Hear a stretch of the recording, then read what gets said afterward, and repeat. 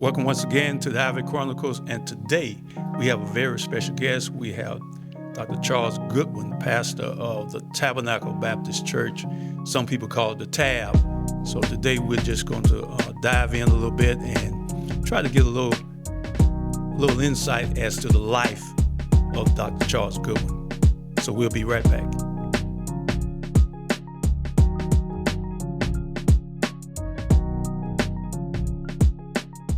And welcome once again, ladies and gentlemen. And today, our very special guest is Dr. Charles Goodman, pastor of the Tabernacle Baptist Church here in Augusta.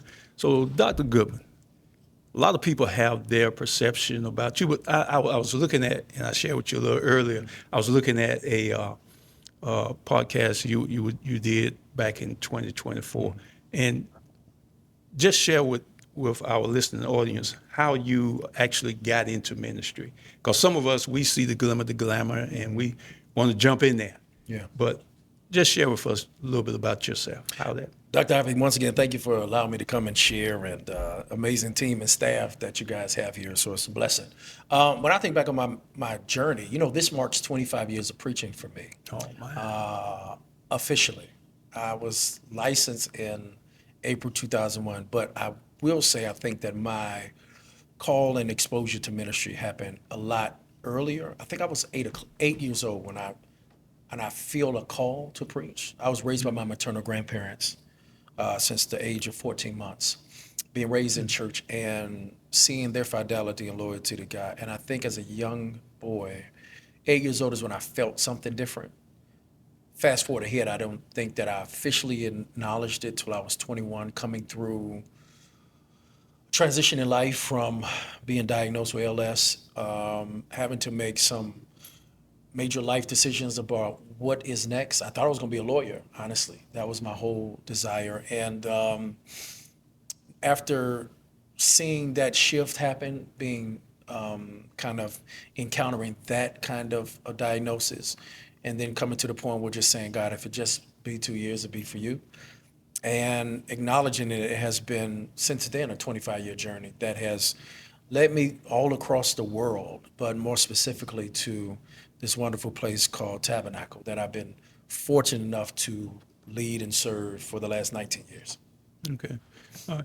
And something that really caught my attention is that you're always on the go. Mm-hmm. You always move. How is that as a pastor, as a teacher, as a leader of a church of that status? Yeah, it's been a lot. I've been grateful for the opportunities that have been afforded to me, and I don't take that lightly. I'm quick to tell people there's honor in the invitation.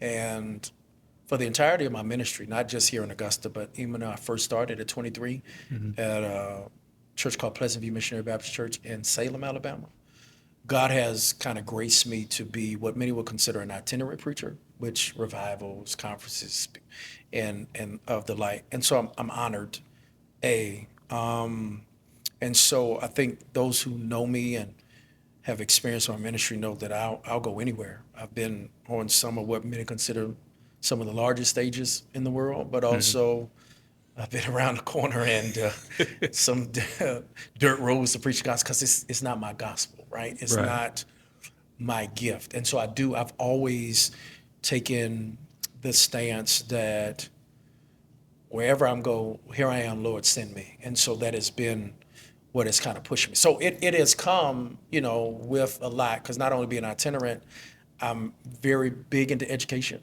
I've got 7 degrees, which is kind of crazy, and then my responsibilities at church, which I always make sure that I do. Most people, when I first got to TAB, I think we had about 2 services. Now, multiple services, multiple campuses. So that's a lot. One year I preached at TAB 220 sometimes in a year.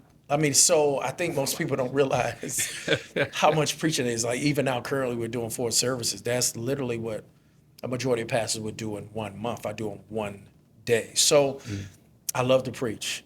It is an honor to preach. It is something that I work hard to get some semblance of proficiency at. So yeah, I'm grateful. I'm grateful for the many opportunities, many pastors like yourself and others with extended invitation. So that's been really good. Okay. Now, I understand you are single.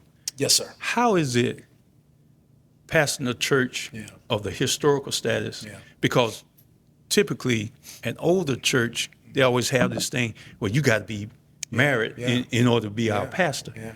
But you're unique, Yeah. and and I think that say 19 years that they have saying, okay, we can live with the way that you approach things. Yeah. Yeah, I've only been one way, so I've never been married. And I do think the church, even like my first church, I think that was probably more astounding that a rural church where less than 3% of pastors in that time were single took a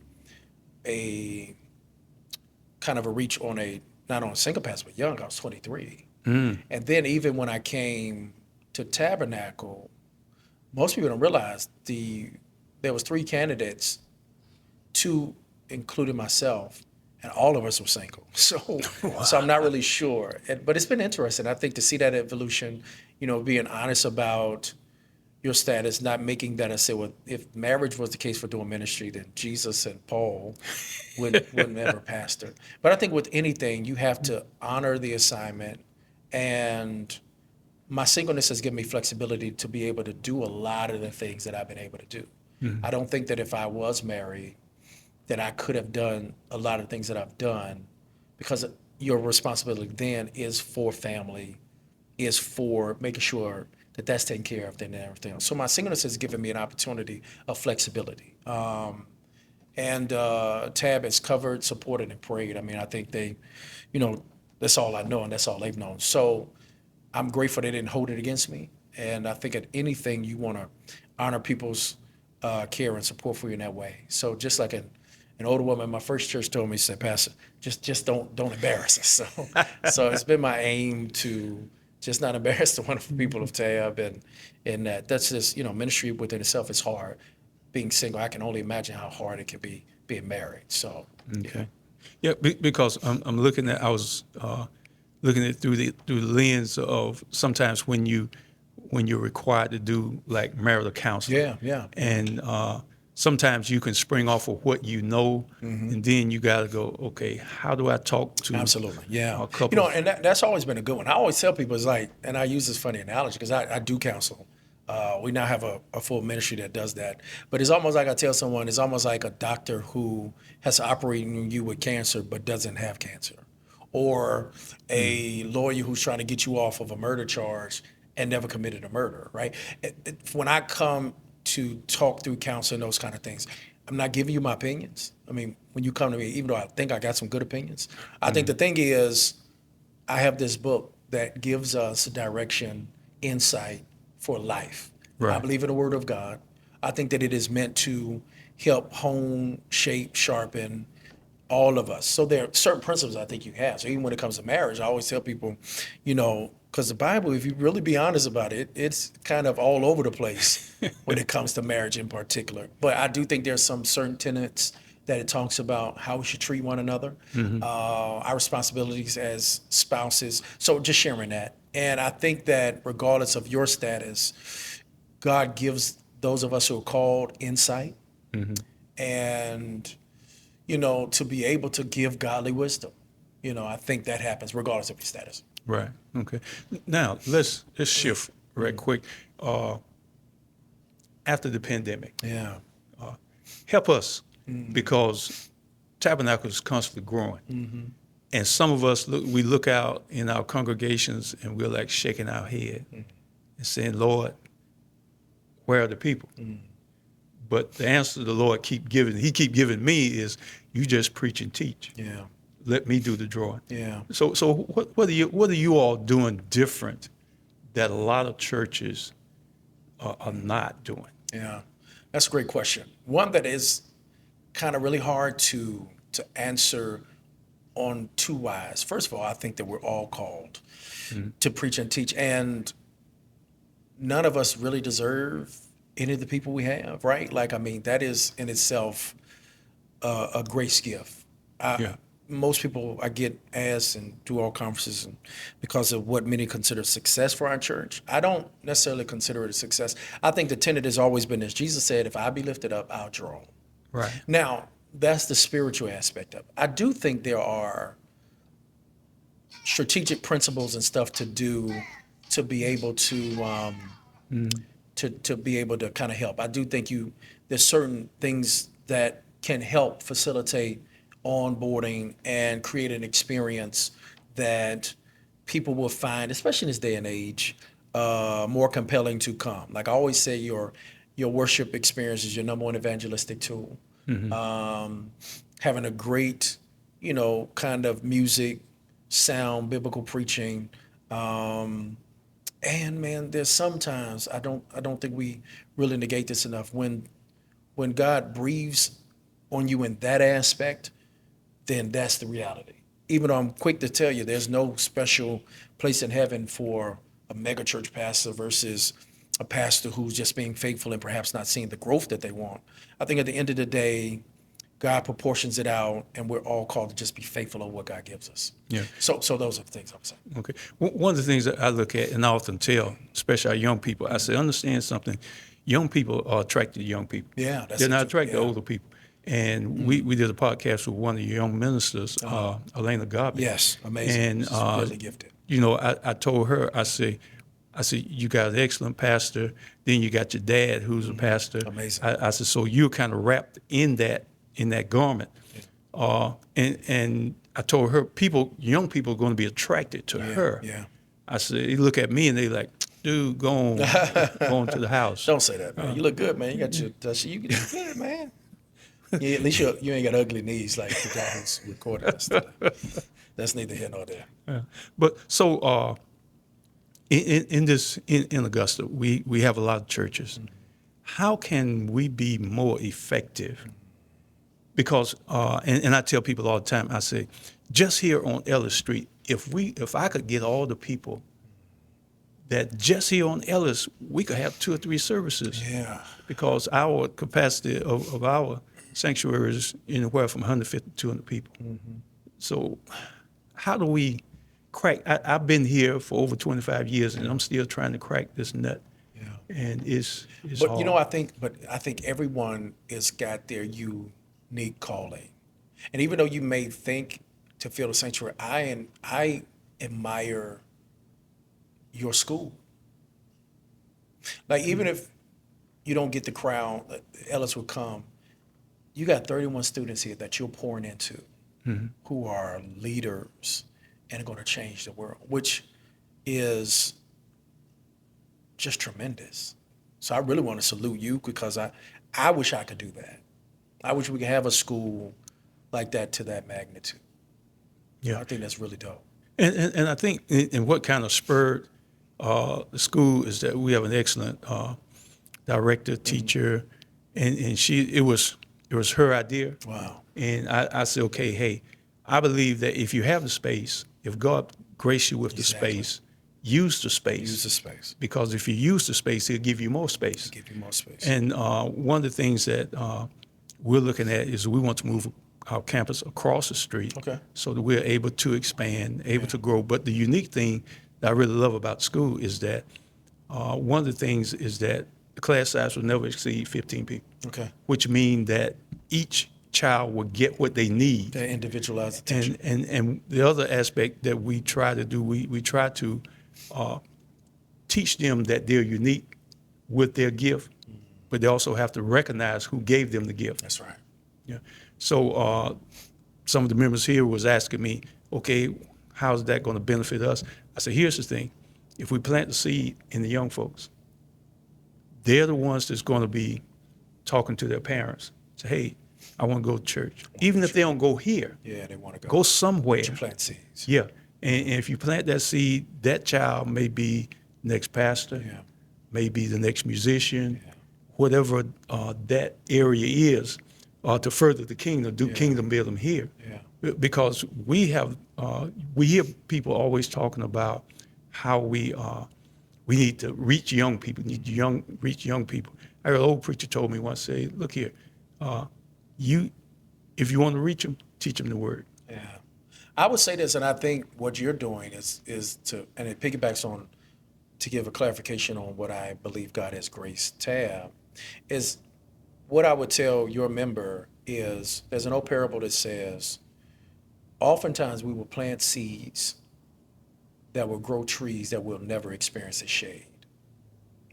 So to piggyback on it, I don't believe that the growth of Tab is because of me. I really am blessed to have the fruit of seeds planted from Dr. C.T. Walker, Dr. Leon Pinkston, Dr. Pinkston, Dr. Leon Lowry, Dr. C.S. Hamilton, Dr. Otis Moss. So for me, it just behooved me to just continue to get the baton and run. But Tab has kind of benefited from that investment, from years and years of leadership. People love the church. And so that's what I think for me, what has kind of built upon that, and where we've seen God kind of grace us with whatever people would consider growth, size, and those things. Yeah. Okay. So, and we just had an election. Yeah. Things didn't work out for everybody, That's true. but Yeah. but that's a part of the process. It's part of the process. I often tell people that's called making the sausage. Yeah. It's an ugly process. Yeah. But if you like sausage, it tastes good. It tastes good. Yeah. So, how do we? And this is a challenge that I share with some of us as pastors. Believe that politics has no place in ministry, but I often tell them that if you read the Bible, It's all in there. you know, Jesus was politics- revolutionary. Yeah, go ahead. Yeah, Go ahead. Jesus was revolutionary. And I agree. I mean, Jesus was revolutionary. Politics is life, and anything that is intertwined with life is kingdom work. Yeah. You're right. We just had an election, and in lieu of everything that's taken place with the Voting Rights Act and a lot of our black representation in the South being taken away, where we're seeing a new Jim Crow 2.0, but a neo-Confederacy to a certain degree. I'll be honest with you, a lot of my issue is not with outcomes of elections per se, even though I think that is, but I really am trying to figure out how do we get more people to be engaged in the process.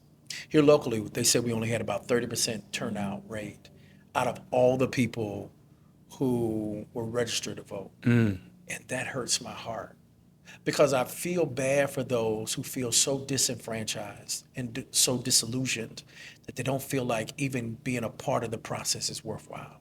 Now, a part of me as a pastor and a communicator and someone who takes leadership and really loves this city, I do think I struggle because one of the barriers we have is not everyone listens to the same thing.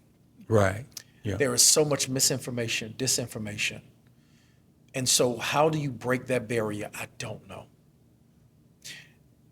How do you encourage people who have been gifted smartphones but don't always utilize it to get smarter, right? Like I'm thinking, like a part of me is like, we got this device that can give us information real time that you ain't got to, and we get so caught up in our own spheres, networks, that we'll negate truth for belonging.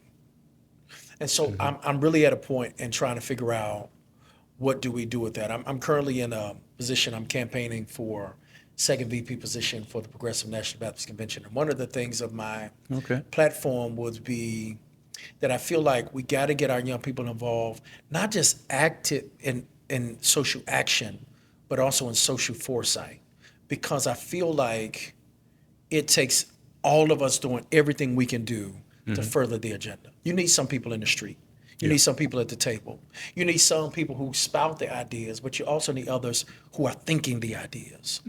And when I think about the battle we're in, because we're in an existential crisis right now, when I think about the battle we're in, we haven't just been out, I can't say out-fought, but I think we have been out-thought. And I don't know in this moment how to combat. I do think the church is going to have to do a greater job of educating young people. I really think that you said something the other day in this interview that I think is pivotal, because in order for us to reach the adults, I think it's going to have to come through this next generation.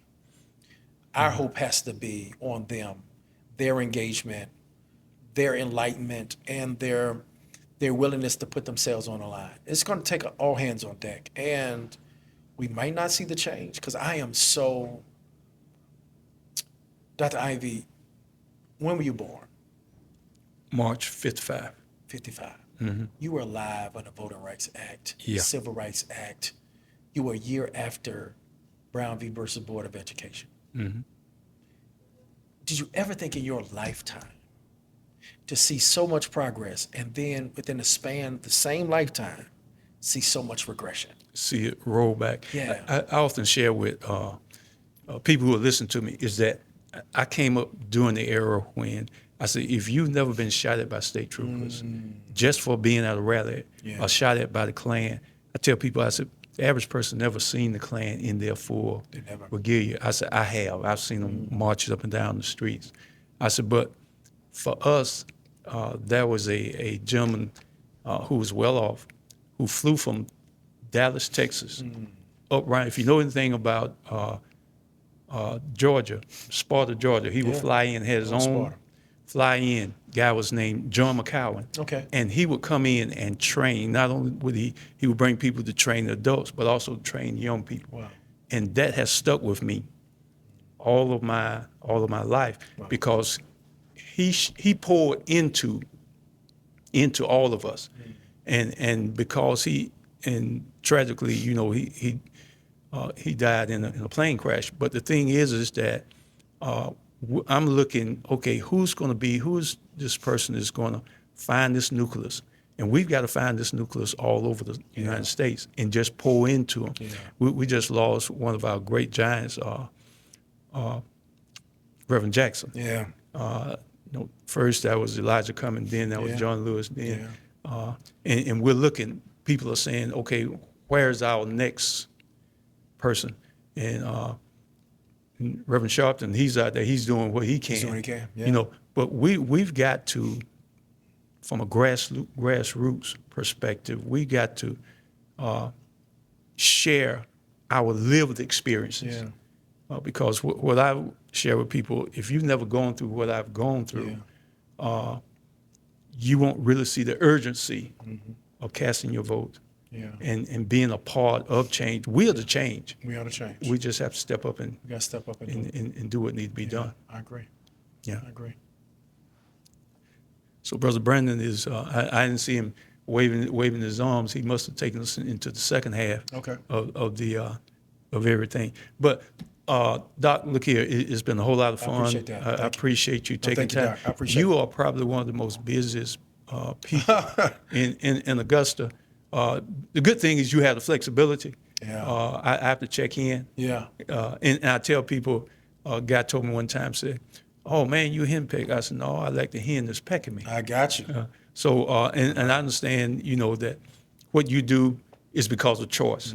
And I tell people that doesn't mean that you're more committed to God than a pastor that's married. Yeah. That just means that you have more flexibility. Flexibility.